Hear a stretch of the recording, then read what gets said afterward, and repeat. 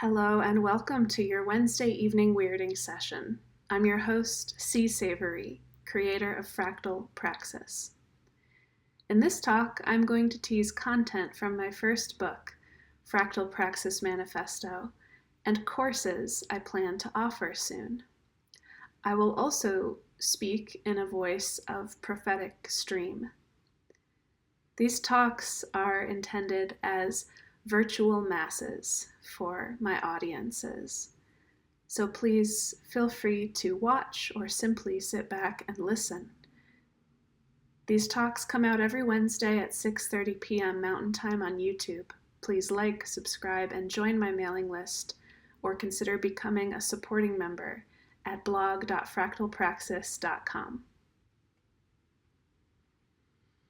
Friends, I greet you with new eyes today, and I meet you in new trends. See, we live in a dystopia now. The same information that was there, skewed, becomes a new situation for us. And yet, even in this radically shifted landscape, I am able to locate great personal meaning. Perhaps my destiny is best expressed as an end-of-times priestess commentating on the glorious decline, after all. Or maybe my speech is a gateway into a world where everything makes more sense, suddenly, too. I can dream this, and I believe so. Fractal praxis is my way. It involves partnering with life at multiple scales. For life is who and what we truly are at our core. When we act from less true, more shallow identities like ego, we suffer and cause suffering. When we act from our true identities, we liberate ourselves and others. Fractal praxis. The word praxis is right there in the name for a reason. At this moment especially, it is about what we must do. Yes, I have a grand unified theory that underpins fractal praxis, but you don't need to know that to know what you must do. And I hope my invocation today is just an echo, resembling, indeed, the signal at the center of you. Ask yourself, what would life do? To answer this, you must understand life in principle, life as a pattern, and life as a process. I am a being thus initiated, and it is my purpose, my duty, and my calling to foster your initiation in kind. I will outline a process of great importance to life as a process. I call it breakdown and breakthrough. First, we must allow disorder, breakdown. We must allow penetration and dissolution of our ordinary worlds. We must allow it to illuminate us, to us, parts and truths unseen. We must grapple. We must strive. We must risk entropy. This is incumbent upon life. Life is negentropy, and so its task is to integrate entropy, to deal with its own shadow. Throughout, we must also strive to make meaning. To make meaning amidst confusion is courageous, maybe even heroic. To make meaning is to reconnect oneself to life as a principle. The ordeal is surely arduous, but we will be rewarded. Lastly, breakthrough.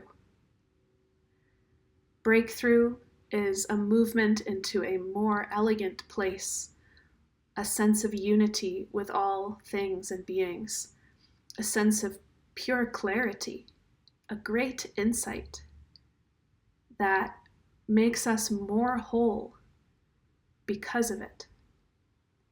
Without these breakdown and breakthrough patterns, we could not become more whole. And these patterns are fractal. Breakdown, breakthrough processes occur for a human being when one goes through a mystical experience. They also may occur for us when our old ways of being are failing and cause us to hit rock bottom. But you see, these don't only occur in human organisms, they occur also in human groups and societies, communities, entire cultures, entire ecosystems also go through these processes. Today, societally, we find ourselves smack in the middle of a grand disruption.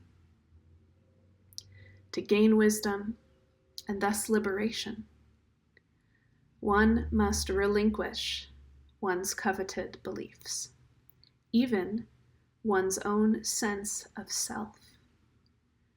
For the world and the self are getting reorganized. It is always more elegant to understand things from their principles. So now you must root down in the principle of who and what you are. Now is the time to adapt or perish.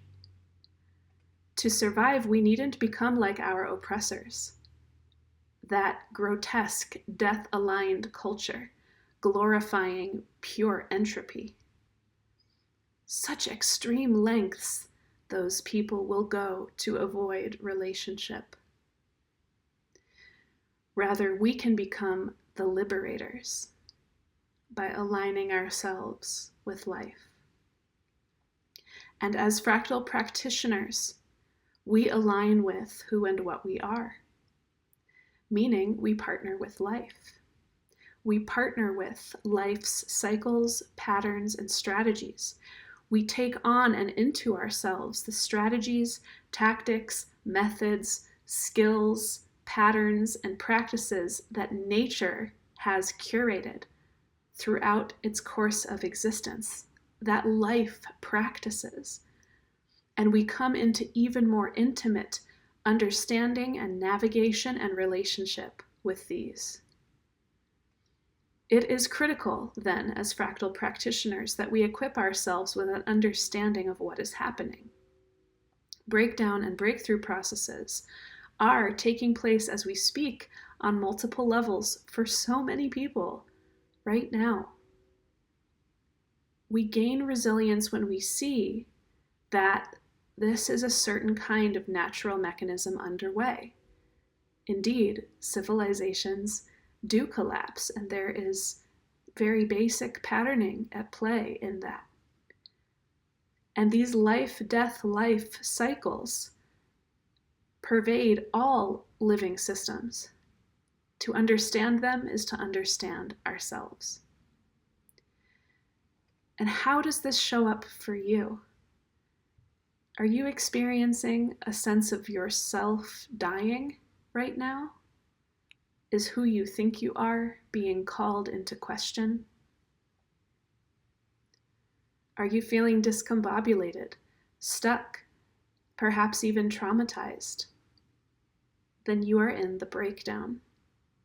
We are all in some level of breakdown. A great reorganizing of our relationships is called for. And in my worldview, the idea of right relationship includes and encompasses the arena of how we think about things, the meanings we assign to things, the ways we liken certain things to other things and build maps of the world inside of ourselves. This map, too, is subject to right relationship and will undergo reorganizing. The fractal praxis way involves embracing these breakdown breakthrough processes to really maximize what can be gotten out of the breakthrough. We focus on meaning making and amplifying the insights that are generated into an increased capacity for harmony and authenticity within the living systems we are a part of. Fractal praxis glorifies learning as the fractal way. In theory, there is nothing that we cannot come to understand. We must only apply ourselves to filtering the truth and making sense of it and conforming ourselves and our societies then to the truth. Learning and reorganizing from the results, this is what life does, and so it is what you must do. Ultimately, the most efficient and effective you can be as an organism in general, meaning you are most generally adaptive to the most wide and diverse circumstances, is to drop all false identities. Do not fuel them with your attention or action. Do not defend them. Instead, invest yourself into the most profound version of yourself you can become. Partner with life's wisdom to become guided and to become yourself a guide to others. To align yourself with the most ancient being in our sphere, life on Earth, a continuous story, 3.8 billion years in the making at least. To become one with the intelligence at the center of life. Trust me, this renders you great survival advantages in general. Be more like life. Partner with life. Amplify the life within you. These are all different ways to get at what must be done. Furthermore, there are 3 disciplines to partnering with life that I will touch on at a high level. These are 3 braided roots of a tree, 3 ways to develop one's ability to connect with and express and amplify life in everything one does. Meaning, agency, and sync. Make meaning. I claim life's core code is learning and self-organization. Learning is not just about taking in outside information and processing it for internal intelligence. It is also about making meaning, creating intelligence by bringing together information at all scales, inner and outer, and to reshape the self and the world. Making meaning makes us more human, more alive. So engage with your world. Do the work within to make meaning of it. As fractal practitioners, we amplify this pattern. Vigorously make meaning about everything you have ever lived through. Apply yourself to this labor wholly. At whatever level you're able to enact learning and self-organization, you are aligning with the great intelligence of life itself. Sync up, a second way. At whatever level you are able to access and open yourself to collective mind through intuition, that most streamlined, synthesized channel for wisdom within you, intuition. Do that too, because life is speaking to you, through you, in this way. Fractal practitioners sync up their profound sense-making with that of the living systems surrounding them. The experience of intuition, and it really can only be tapped into through experience, is the unified sum of what you know from all different parts of yourself, body, mind, spirit, and the self that transcends and encompasses you, the collective mind. So you're partnering with collective mind in the moment.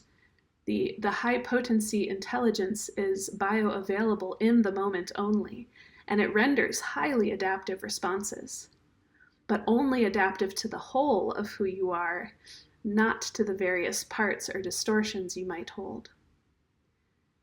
But it can help dissolve them. Union with intuition is flow state. This is profound oneness with the sense-making process that is life unfolding. So this is another right practice. Gain agency. The third way. To follow aliveness. Following aliveness.